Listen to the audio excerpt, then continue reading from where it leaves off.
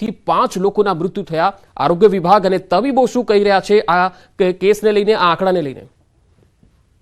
पंकज खास कर बात કરવામાં આવે તો છેલ્લા 2 વર્ષથી હૃદય રોગના હુમલાના કારણે લોકોના મૃત્યુ નિપજતા હોય ને સડન કાર્ડિયાક એરેસ્ટ થતો હોય તે પ્રકારના બનાવ છે, તેની અંદર સતત વધારો છે તે જોવા મળી રહ્યો છે। રાજકોટ શહેરની જો વાત કરવામાં આવે તો છેલ્લા 24 કેન્દ્રીય ગૃહમંત્રી અમિત શાહ એક દિવસ છે તે મૃત્યુ નિપજ્યા છે। જામનગરની પણ એક 63 વર્ષીય મહિલા છે કે જેનું રાજકોટ ખાતે છે તે મૃત્યુ નિપજ્યું છે। આ 63 વર્ષીય મહિલા છે કે જે જામનગરથી પોતાના પતિની આંખનું ઓપરેશન કરાવવા માટે રાજકોટ આવી હતી અને ત્યારે તેનું મૃત્યુ નિપજ્યું હોવાનો છે તે બનાવ છે તે સામે આવે છે। બીજી તરફ જો વાત કરવામાં આવે તો ખાનગી કોલેજની બસના ચાલકનું પણ હૃદય રોગના કારણે મૃત્યુ નિપજ્યું હોવાનો જે છે તે બનાવ છે તે સામે આવ્યો છે।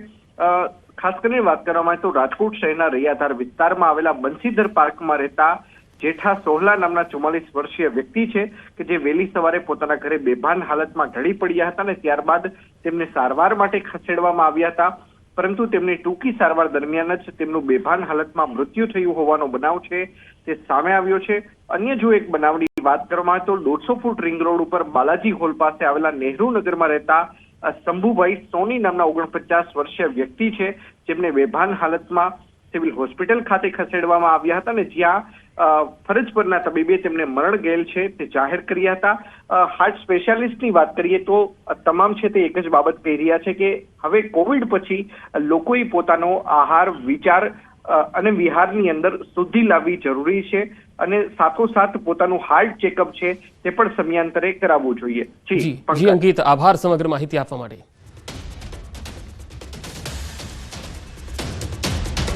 અને હવે વાત 31st પહેલાના એક્શનની।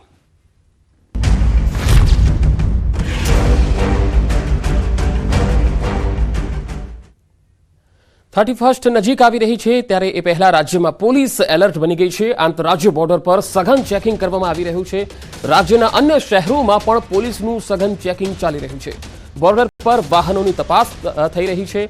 કેટલાક સ્થળોએ મોટી માત્રામાં દારૂનો જથ્થો પણ જપ્ત કરવામાં આવી રહ્યો છે। 31st પહેલા રાજ્યમાં પોલીસ એલર્ટ થઈ છે। આંતરરાજ્ય બોર્ડર ઉપર પોલીસનું સઘન ચેકિંગ કરવામાં આવી રહ્યું છે। હાલ તસવીરોમાં જોઈ શકાય છે કે ઠેર ઠેર વાહનોનું ચેકિંગ થઈ રહ્યું છે। પોલીસનો જંગી કાફલો સરહદો પર હડકી દેવાયો છે।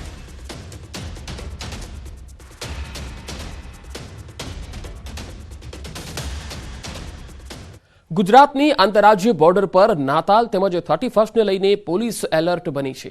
રાજસ્થાન સહિત અન્ય રાજ્યોને જોડતી બોર્ડર પર હાલ વાહન તપાસ તેજ છે। તેવા સંજોગોમાં અરવલ્લી જિલ્લાની શામળાજીની રતનપુર બોર્ડર પર પોલીસ દ્વારા સતત તપાસ કરવામાં આવી રહી છે। બુટલેગરો દ્વારા ગુજરાતમાં દારૂ ઘુસાડવા અનેક પ્રયાસો કરાયા છે ત્યારે શામળાજી પોલીસે છેલ્લા 25 દિવસ મોટી સફળતા મેળવી છે। ખાસ કરીને પોલીસ દ્વારા તપાસ દરમિયાન 25 દિવસમાં 10 પ્રોહિબિશનના કેસમાં 1 કરોડના દારૂ સહિત 2.5 કરોડનો મુદ્દામાલ કબજે કરાયો છે। ગુજરાતમાં સૌથી વધુ શામળાજી બોર્ડર વિસ્તારમાંથી રાજસ્થાનથી દારૂ લાવવાના પ્રયાસો થાય છે ત્યારે યુવાધન નશાના રવાડે ન ચડે તેવા કડક આદેશ ગૃહ વિભાગના છે અને આ સંજોગોમાં રાજ્યની બોર્ડર પર કડક પહેરો હાલમાં દેખાઈ રહ્યો છે।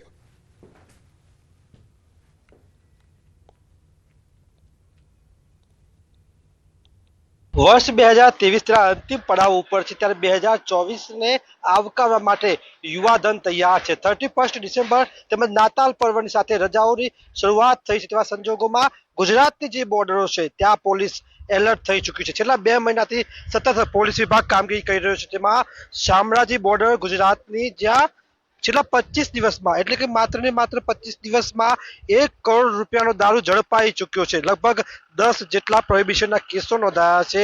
કુલ મુદ્દામાલ 2.5 કરોડ ઉપરાંત થવા જાય છે તેવા સંજોગોમાં પોલીસ સતર્ક બને છે। આપ જોઈ શકો છો તે પ્રમાણે કઈ કાર ઊભી રાખી અને તેની તપાસ કરવામાં આવે છે। જે દારૂ પીધેલા જતા શખ્સો હોય કે દારૂ જે લઈ જતા જે બુટલેગરો છે તેમના ઉપર પોલીસ દ્વારા કડક કાર્યવાહી કરવામાં આવી રહી છે। સાથે જ સીસીટીવી અહીં લગાવવામાં આવ્યા છે જેથી પોલીસ નજર રાખી રહી છે। ત્યારે અરવલ્લી જિલ્લામાં પણ 31st ને લઈને અલગ અલગ ચેક પોઈન્ટો બનાવવામાં આવે છે, ઉચ્ચ અધિકારીઓ રાખવામાં આવે છે। સંજોગોમાં આપ જોઈ શકો છો કે આ અમદાવાદથી ઉદયપુર તરફ જતો હાઈવે છે, ત્યાંથી જે આવતા વાહનોની સંખ્યા છે તે જોઈ શકાય છે તેની સંખ્યા ખૂબ મોટી છે। તેવા સંજોગોમાં કહી શકાય કે વર્ષ 2024ના આગમનને આવકારવા માટે યુવાધન તૈયાર ત્યારે નશાના રવાડે આ યુવાધન ન ચડે તેવો પ્રયાસ પોલીસ વિભાગ કરી રહી છે.